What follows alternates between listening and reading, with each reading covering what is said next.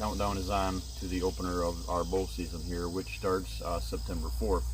So plan is to get everything as much as I can accomplished by the 3rd, and call it quits for the invasive improvements, if you will, going into the fall, and kind of let the pressure around, maybe draw some new deer in, and start that process of the fall.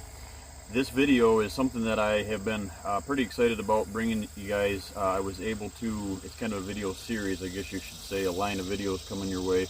I was able to video some of the improvements this week on the Missouri properties that I was working on, and they are involve some bedding, some changes that we've kind of made, some things that we've learned along the way. We're able to take those properties, a couple of them are blank slates, and so I was able to video some of that process, just like I'm videoing and bringing that process to you guys here from the home farm here in Kentucky. So that's kind of an update on what's been going on here, away from the farm in Missouri, now back. This video, like I said, starts kind of a chain of videos that all relate to each other, that are coming your way. And it all relates to that last final prep. What are we looking at before season? What should we consider good? What should we consider done, good enough, and moving forward into season?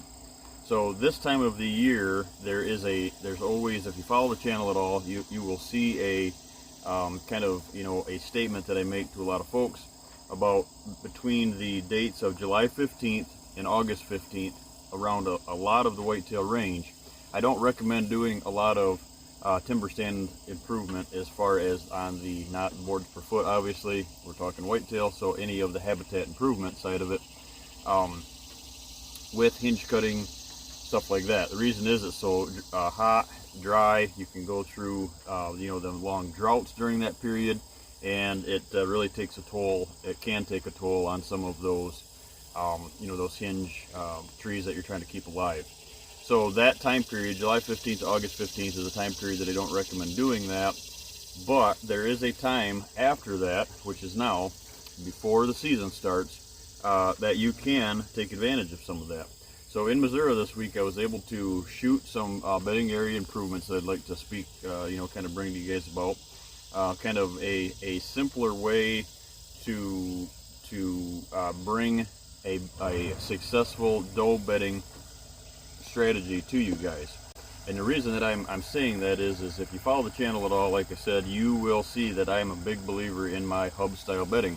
It's worked.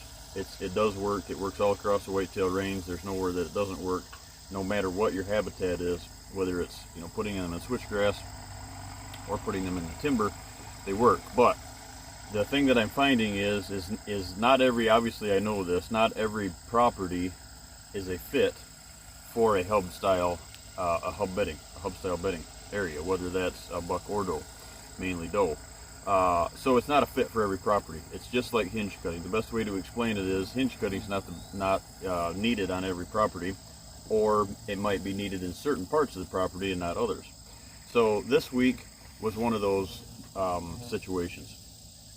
A lot of the clients around the country aren't, what I'm finding is they're not implementing the hubs, and they're implementing the non-tornado effect, but they're not going to the full extent of creating the full hub. And what comes with that is it doesn't get maintained as well as it should. So along this journey, what I've been looking to do is trying to find a way to bring a more simple, straightforward understanding of doe bedding and how to create it, when to create it, and how to create it. So when to create it, like I said, is early in the year, during the winter months, or in the early spring, or after you do that postseason scouting, or after August 15th, which brings us to now. So what I've got here, guys, is I've been working on this on my own property. I had this back in Michigan on some stuff, and I've got it now here in Kentucky. We're going to actually be doing a bunch of it here this week, trying to beat that September 3rd deadline. But what I refer to it as it's match bedding.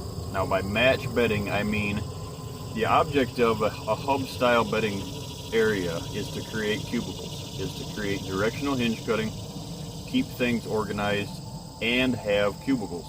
Be able to separate does in cubicles so you can stack more does in and along or on the edge of your food plots to suck that drama out to the food and to get them out of the core. Same theory of that is the theory of the hub. Match bedding is the same idea with potentially a better outcome. And the reason that is the way that we get to that point is match bedding. If you have, I'll put some pictures up here so you can follow along. If you have a long linear food plot, which that's our goal, not all of them end up doing that. Some of them obviously are, long linear can be pear-shaped, long linear can be like a rectangle, right? But match bedding is matching your bedding to your food plot. So your bedding area matches the edge, the design of your food plot. Now, does your doe bedding have to be as deep or as wide as your doe bedding? Do you have to match it in full size? No. The object is to match it with the contour. So if your bedding, if their food plot, for example, is 100 yards long by 50 yards wide, on the inside of that, towards the core, your bedding, your doe bedding, is going to be 100 yards long, the full length of the food plot. But it only has to be about 20 or 30 yards off from the food plot. So maybe half, maybe a quarter, whatever that is, but it runs the full length of your food plot. So what I'm finding, the easiest way to do this is if you have the ability to time this right, and we did this both ways this week in Missouri, and I'm doing the same thing here on the property here this week here on the home farm in Kentucky. If you're able to, what we do is we start on the edges of these, on the top and bottom of these match bedding.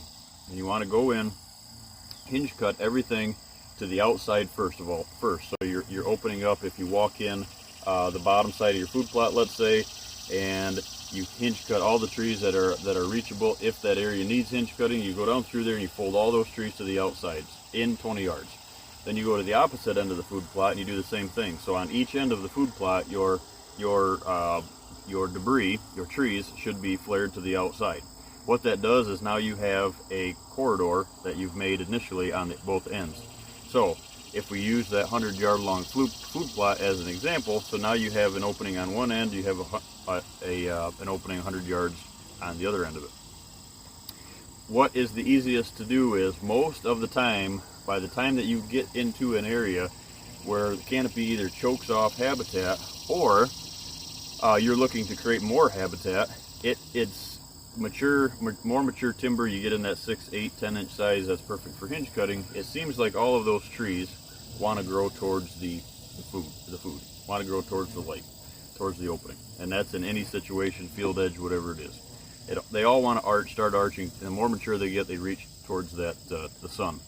So what you do is you start right on the edge of the food plot, and you start flaring those, laying those, hinge cutting those trees. If you can get them on 45 so they're not all the way out in the plot, depending on the height of the trees, obviously, it's nice to put them right on the edge and put those down towards the food plot. So you work that whole edge, putting the trees out into or out along the edge of the food plot.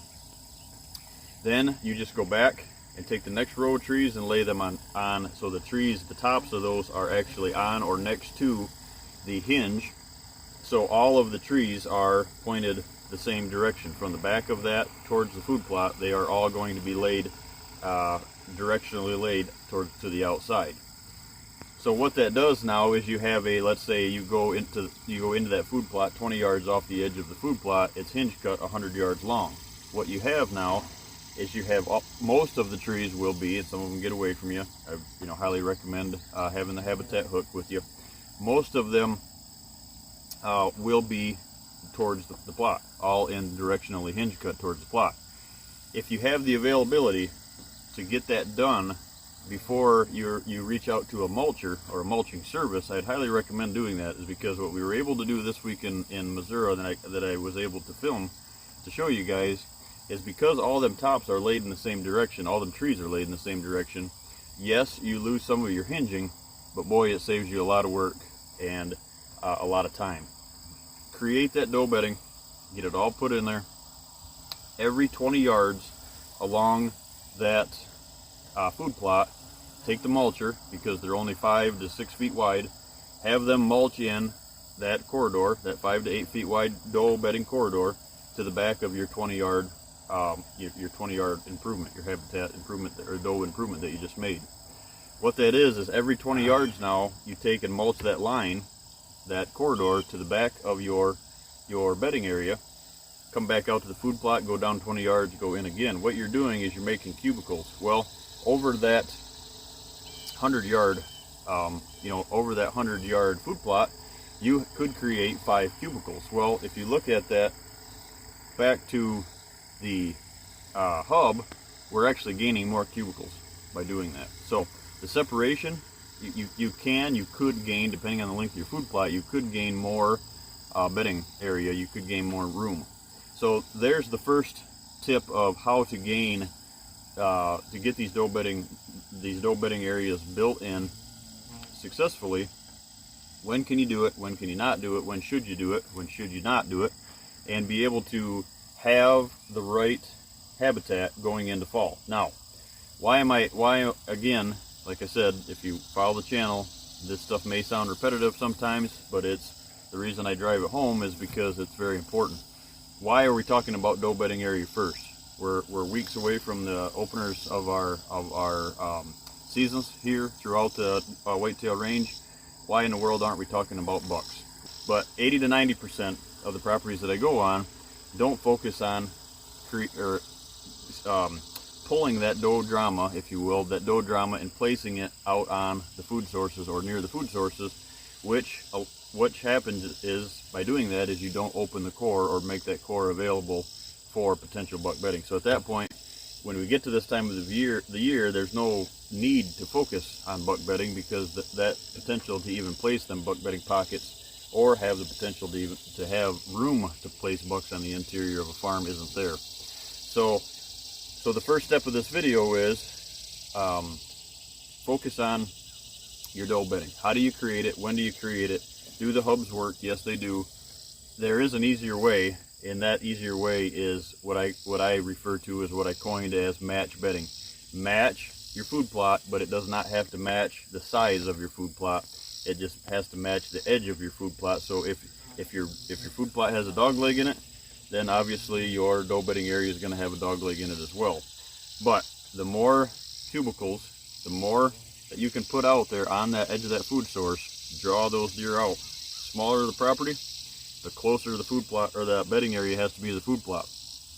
Larger the property, maybe you can set that back in. It doesn't have to be right on the edge. You're not worried about putting those trees on the ground. But where you get your or out in the food plot, I'm sorry, but where you get your daylight is penetrated through from the opening, such as a food plot, into the woods. So if you leave the front and we go back 20-30 yards and you start cutting these in too far in, what happens is the light from the field doesn't penetrate back in there. The question arises, what do you do if you don't have a mulcher? You know, that sounds great, Josh, but I don't have a mulcher. I don't have the funds to get a mulcher. What do I do? I can afford the chainsaw and my labor, but I can't. Well, the same theory applies for cutting those in. You just have to do them by hand. Them doe bedding corridors, 5 to 8 feet wide. Maybe you don't have to go that extreme, 3 foot wide to get yourself in there. If you open up a trail that you can walk down the edge of your food plot every 20 yards and look into it and see that corridor going into those doe bedding areas, creating those cubicles, you've successfully made doe bedding and cubicles along that plot. So this kind of ties to the rest of the videos coming down the road. We're gonna stress on building the correct habitat first for does, for dramas. Focus on the does, and then if you don't get in to that portion of your improvements as far as cutting in buck bedding pockets, then that's fine. You can handle that next year. But if your does aren't placed in the correct areas out on the edge or close to the edge of your food sources, and that food source promoted to the best that you can, you don't have to, like I said, you don't have to worry about the buck bedding potential, buck bedding pockets, because the potential for them in the interior or the core of your property is not there.